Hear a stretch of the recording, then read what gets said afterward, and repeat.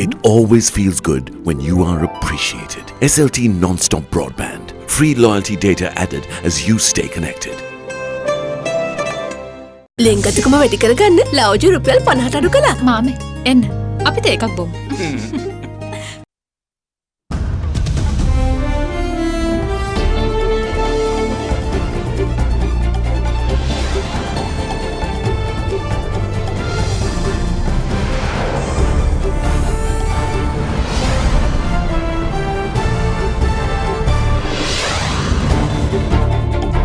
Good evening. In your headlines tonight, good but not great. EU GSP Plus report highlights Sri Lanka's significant human rights progress, but concerns still remain. Upping their game, US increases Sri Lankan development aid by $12 million in 2021 State Department budget. Sharia in Sri Lanka. The Presidential Commission probing Easter attacks told that local Arabic schools teach Sharia law. Landmark for a global tragedy. The novel coronavirus claims its 1018th victim. All this and much more coming up tonight on First at 9, this Tuesday, the 11th of February 2020. From AdaDerana, this is AdaDerana First at 9. ඔය 69යි 97ට SMS කර රුපියල් මිලියන 3ක මුල්තැන්ගේ උපකරණ දිනාගෙන අවුරුද්දෙම කුස්සිය time save කරගන්න. Live from Studio 24 in Colombo. A very warm welcome. This is your English news service on AdaDerana 24 and I'm Indi Riyamwat. We begin with your top stories. A European Union report compiled by the High Representative of the Union for Foreign Affairs and Security Policy has stated that Sri Lanka has shown significant progress on the human rights front. However, some concerns still remain. The concerns relate to statements on the abolishment of the 19th Amendment and the statements by the government on non-implementation of the controversial Human Rights Council Resolution 30/1. The report, which followed a reporting mission last year that looked at Sri Lanka's compliance to GSP Plus requirements from 2018 to 2019, added that the consolidation and preservation of these improvements in the long term will be key to the country's continued eligibility for these concessions. The report also pointed at the country's strong engagement with the European Union on compliance issues, reflected in the strong cooperation and intensive dialogue shown by government authorities during the period. It further highlighted progress in the country's push for better labour rights, especially in measures taken to eradicate child labour. Its push for good governance through its commitments to the Open Government Partnership Initiative, countering money laundering and terrorist financing, which resulted in the country being removed from the Financial Action Task Force's grey list. The report also called on the new government to ensure continuation of the country's engagement in the past years with United Nations Special Rapporteurs, especially in terms of human rights, torture, minorities, truth, justice, and freedom of religion. Further, the report mentions that Sri Lanka has so far maintained ratification of all 27 GSP Plus relevant conventions and is up to date with all its reporting obligations except one in human rights, which is the Convention on the Elimination of All Types of Racial Discrimination, one in Labour Rights Convention on Forced Labour, and 2 environmental conventions with regards to climate change. However, the report highlighted concerns with regards to the abolishment of the 19th Amendment and statement by the government on non-implementation of the controversial Human Rights Council Resolution 30/1. The State Department of the United States of America released its annual congressional budget justification for the year 2021 earlier this year, which shows that Sri Lanka looks set to receive $39.2 million in funding for development programs during this period. President Donald Trump in his new budget has requested that an allocation of $41 billion for the State Department to carry out its programs, which however is a 21% cut from last year. The U.S. State Department released its annual congressional budget justification for the year 2021 on foreign operations and related programs. Under its Economic Support and Development Fund, the State Department seeks a sum of $39.2 million to support the Sri Lankan government's development programs. The sum is a $12 million improvement from the $27,200,000 it received this year. Accordingly, a total of $380,000 has been allocated for the areas of non-proliferation, anti-terrorism, demining and related programs. Sri Lanka also received the same allocation from last year's allocated sum of $900,000 for international military education and training. However, neither Sri Lanka or other South Asian countries have received funding in the area of foreign military financing, in contrast to countries like Israel, who have received a constant $3.3 billion in the recent past. Sri Lanka may only have had one confirmed but effectively treated novel coronavirus case, but it is a different story the world over. The overnight death toll owing to the deadly virus exceeded 100 for the first time, with 108 fatalities reported from just mainland China. What's more, it's sent the overall number of deaths across the globe over the landmark figure of 1,000, with only 2 deaths being reported outside of China. The country's health commission, meanwhile, confirmed that the number of infected people are now over 42,000. With that being the case, China has removed several senior officials over their handling of the outbreak.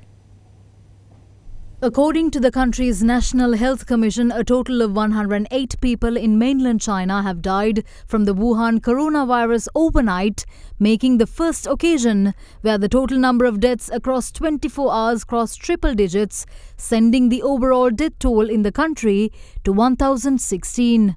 With 2 more deaths reported outside mainland China, the total stands at 1,018. With the spread of the virus along with the number of deaths escalating, China has removed several senior officers over their handling of the coronavirus outbreak. The Communist Party secretary for the Hubei Health Commission and the head of the commission were among those who lost their jobs. Chinese President Xi Jinping visited health facilities in Beijing yesterday, which was his first public appearance since the outbreak. The president's temperature was also checked while visiting medical workers and patients in the capital.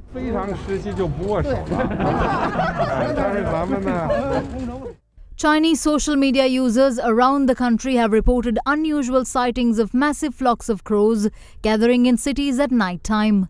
It is suspected that crows gather due to the stench caused by burning dead cadavers, fatalities of the virus. Staffs of hospitals, meanwhile, have taken steps to look after newborn babies whose mothers were diagnosed with the virus during and after the period of pregnancy. Accordingly, babies are separated from their mothers and kept in special treatment units while being inspected daily. In the meantime, China has now launched an app that tracks people and alerts them if they have been in close contact with the novel coronavirus. The close contact detector tells users if they have been near a person who has been confirmed or suspected of having the virus. People identified as being at risk are advised to stay at home and inform local health authorities. Meanwhile, health officials in Hong Kong have confirmed 7 additional cases of the virus, bringing the city-wide total to 49. Many other countries, including the United Arab Emirates, South Korea, Thailand and Vietnam, have also confirmed cases of novel coronavirus. The cost to businesses caused by the virus outbreak around the world could also become severe in the coming weeks. Manufacturers around the world have come to depend on parts from China to keep their own supply chains going. Experts fear that factories across the globe could ground to a halt if many of the plants across China remain closed this coming week. Auto plants could be among the first to feel the impact, given how big the Chinese auto parts industry is and the fact that you can't build a car with only 99% of its parts. On board the Diamond Princess cruise liner in Japan, meanwhile, thousands remained and 135 people are infected by the virus, with 24 of them being American. The vessel had been quarantined since last week. As concerns continue to grow over the novel coronavirus's ability to spread, the World Health Organization today began a 2-day meeting aimed at accelerating research into drugs, diagnostics and vaccines. More than 400 researchers and national authorities, including some participating by video conference from mainland China and Taiwan, were convened. US President Donald Trump, meanwhile, was in a bullish mood over the country's confirmed cases of the novel coronavirus as he spoke to governors. Now, the virus that we're talking about having to do, a lot of people think that goes away in April with the heat, as the heat comes in. Typically, that will go away in April. We're in great shape, though. We have 11 cases, and many of them are in good shape now.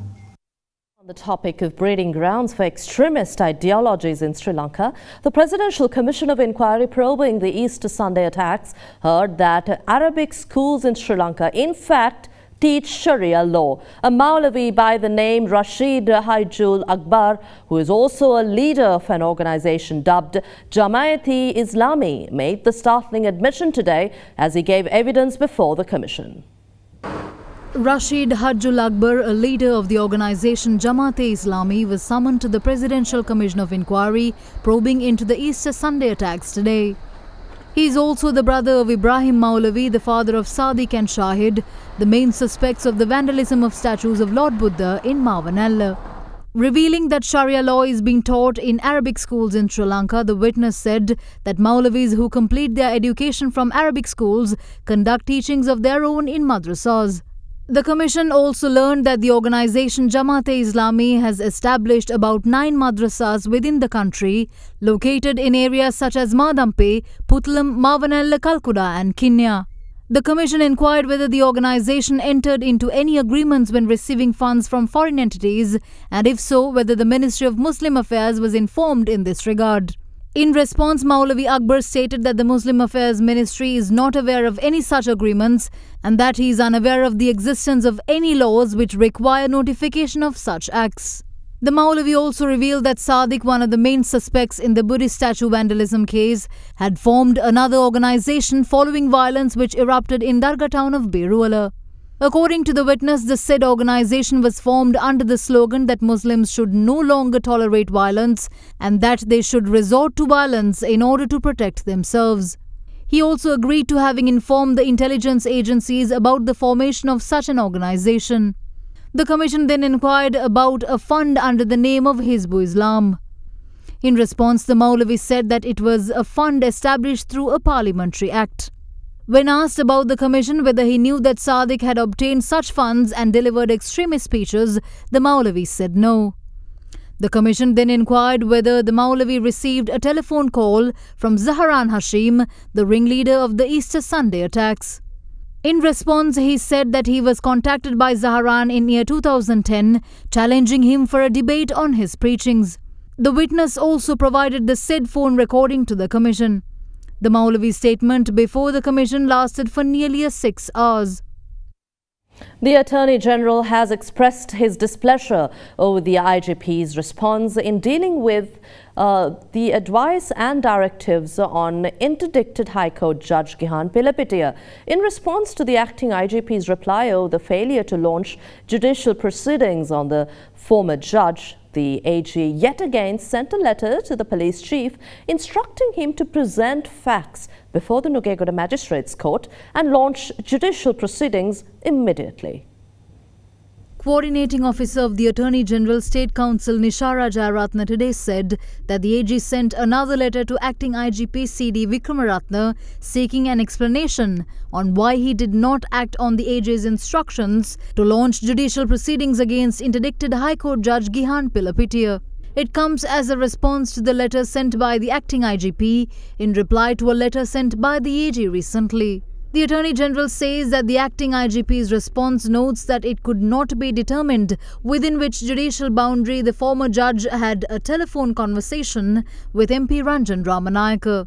In the letter sent by the AG to the Acting IGP, the AG state that given that the former judge's remarks in the conversation recording that his vehicle is turning into the court, it makes the judicial boundary evident.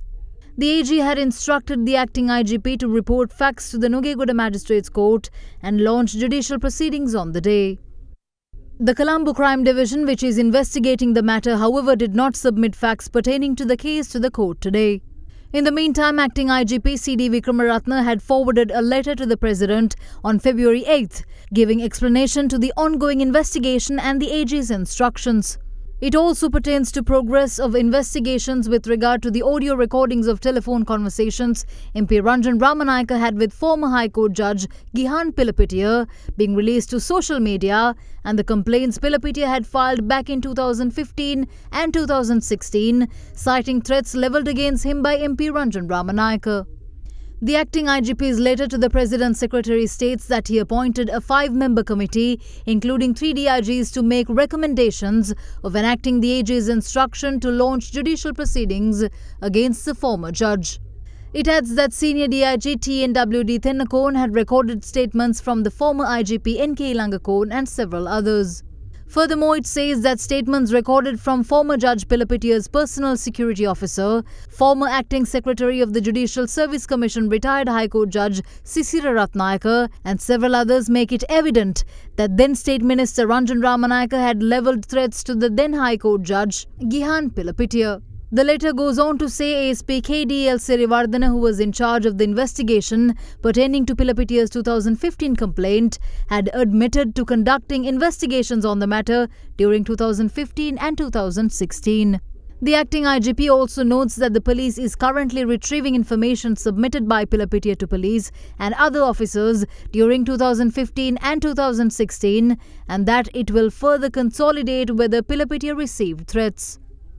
With speculation on the final makeup of the highly anticipated SLPP-SLFP alliance still rife in the public sphere, some conflicting reports in the past weeks have raised even more questions and doubt as to whether and this could actually manifest out of confusion. However, SLFP General Secretary Dayasiri Jayasekara today revealed the party's willingness to contest under the SLPP flower bud symbol and insisted that the preparations for Sri Lanka Nidahas Podujana Sandhana alliance are already underway. The MP also implied that certain statements from members with the SLPP are ongoing, and that could be attributed to an overestimation of the party's chances at the upcoming election. සන්ධානයට අවශ්‍ය කරන මූලික සැකැස්ම තිබුණේ අපේ පොජන එක්සත් පෙරමුණ යටතේ ශ්‍රී ලංකා නිදහස් පොජන සන්ධානය කියන නමින් ලියාපදිංචි කිරීම ඒ සඳහා වන අවශ්‍ය කරන කටයුතු ටික සකස් කරලා තිබෙනවා දැන්. ඒ නිලධාරී මණ්ඩලය පත් කර ගැනීම සඳහා වන ක්‍රියාමාර්ගය ඊළඟට යන්න තියෙනවා. මෛත්‍රීපාල සිරිසේන මැතිතුමා සමනායකත්වයන් ඉල්ලුවේ නැහැ. ඒක තමයි ඇත්ත කතාව. එදා තිබුණ තත්ත්වය තමයි මේ ගිවිසුම අත්සන් කරන්න පෙර ආතුව මේ රටේ ජනාධිපතිවරයා අපේ ශ්‍රී ලංකා නිදහස් පක්ෂයේ සභාපති. යෝජනාව ආවේ ඒ පැත්තෙම අපි සම නායකයෝ විදිහට දැන් ඉන්න ජනාධිපතිවරයාව දාන්නේ නැත්නම් සම නායකයෙක් විදිහට කොහොමද ඒක කරන්නේ? ඒතකොට දැන් අද තියෙන තත්ත්වය ඊට වඩා වෙනස්.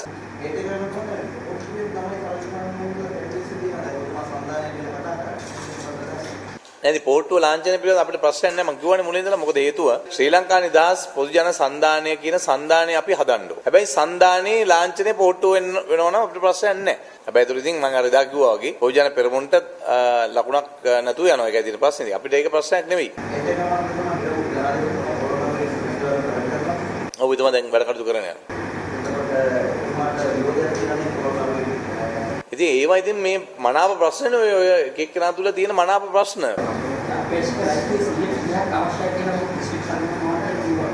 ඒකෙදි බොහොම පැහැදිලිව අපි කිව්වේ 2018 පෙබරවාරි 10 ශ්‍රී ලංකා නිදහස් පක්ෂය ලබාගත්තා වූ ඡන්ද ප්‍රතිශතයට සමගාමී වන ආකාරයෙන් ඊළඟ මැතිවරණවලදී අපේක්ෂකයන් ලබා දිය යුතුයි කියලා. ඔව් ඉතින් එහෙම ඒවා කියනවනේ කට්ටිය. ජනතාව තීන්දුව කරයි. What's Sri Lanka's foreign policy direction? We'll talk about that when we return after this short break.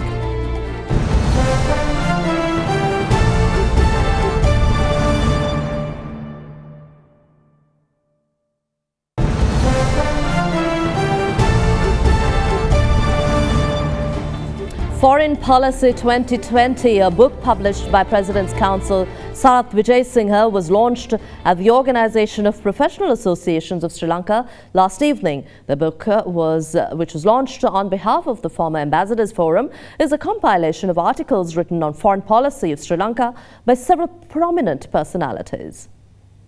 A book on foreign policy, which was edited by President's Counsel Sarath Vijayasinghe, was launched at the Organisation of Professional Associations of Sri Lanka yesterday. The occasion was also graced by former Chief Justice Mohan Piris as well as renowned diplomat Dr. Palitha Kohana, and they also addressed the gathering. This collection of articles published by and on behalf of the former Ambassadors Forum provides a guideline to foreign policy making in Sri Lanka. This collection includes a wide spectrum of topics and areas written by learned contributors.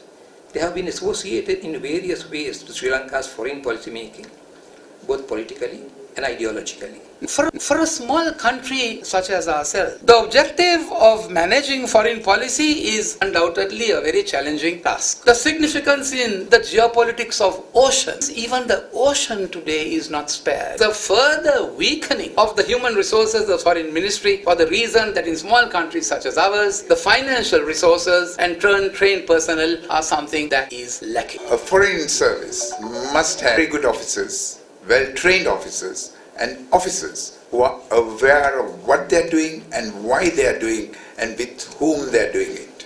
A country cannot have permanent friends. It must try, but it may not be able to. It cannot have permanent enemies because what is important are its interests, and these are permanent.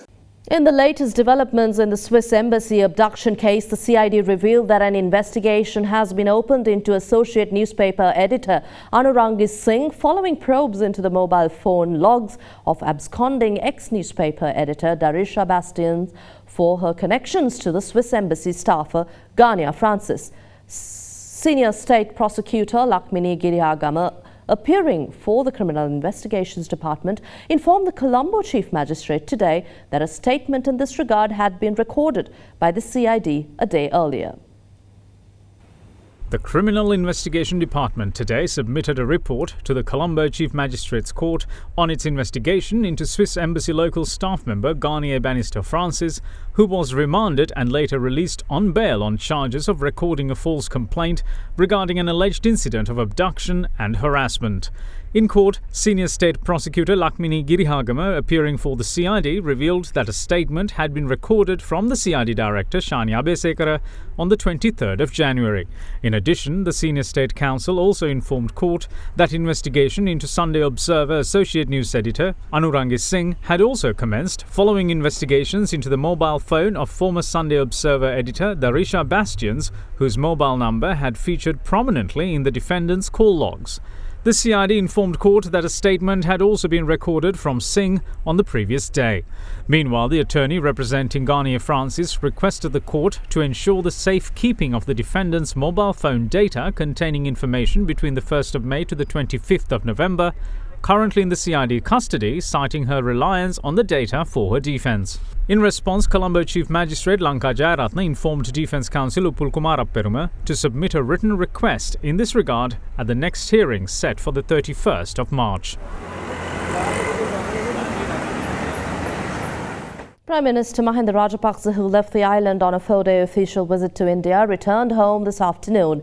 During the Premier's visit, he held bilateral discussions with his counterpart and also visited several sacred Buddhist sites before departing on a special flight provided by the Indian government. Prime Minister Mahinda Rajapaksa embarked on his first state foreign tour with a 4-day visit to India last week, where he paid respects at several Buddhist shrines, including the sacred Buddha Gaya temple during his stay. Following this, the Prime Minister arrived in Tirupati this morning, where he engaged in religious observances.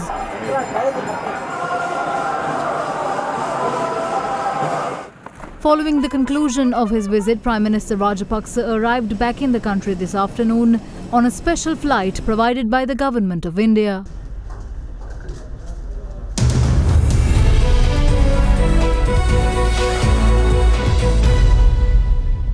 Taking you to business news, Sri Lankan stocks were dragged down by John Keells Holdings and Distilleries Company of Sri Lanka, with the all share price index falling 0.5% lower, or 34.66 points, to close at 5,899.06. John Keells Holdings closed 2 rupees and 40 cents down to close at 157 rupees and 60 cents per share, contributing to most of the ASPI's falls.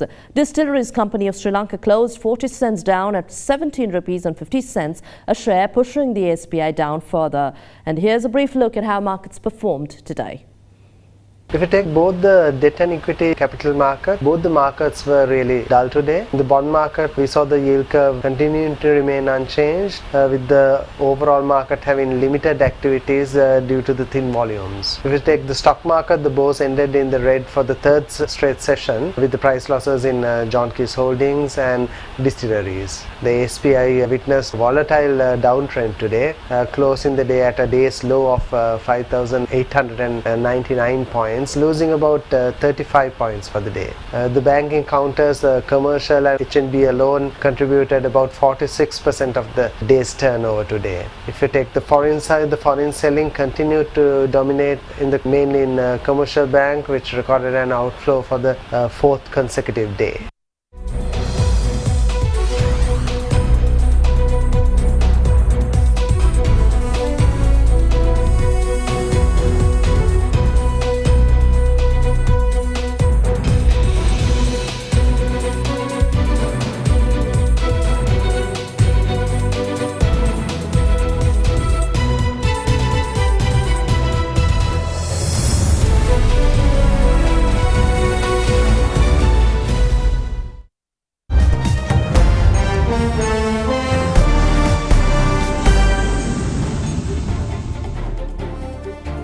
And in news overseas, President Donald Trump's $4.8 trillion US dollar budget proposals for fiscal year 2021 is likely to get a cold shoulder from lawmakers over its proposals to slash spending on foreign aid and social safety net programs. The White House plans to unveil the budget blueprint for the fiscal year in October, but administration officials confirmed key figures from the document over the weekend. The budget calls for a 21% cut in foreign aid to $44.1 billion US dollars, down from $55.7 billion US dollars enacted in fiscal year 2020.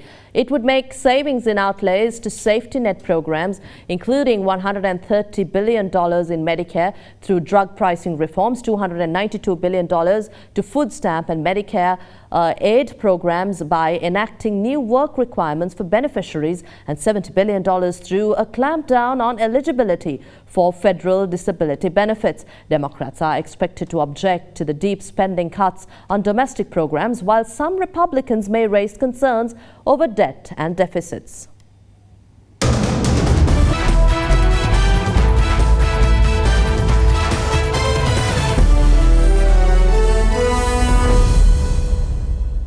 And we take you to sports news. New Zealand today served up a 3-0 series whitewash to India, winning the third one-day international in grand style. Invited to bat first, India scored 296 with opener KL Rahul slamming his fourth ODI 100, while Shreyas Iyer and Manish Pandey making useful contributions. Henry Nicholls starred in the chase, scoring 80 runs, while Colin de Grandhomme finished the game off in style with a breathtaking half-century. That's all we have tonight. Good night.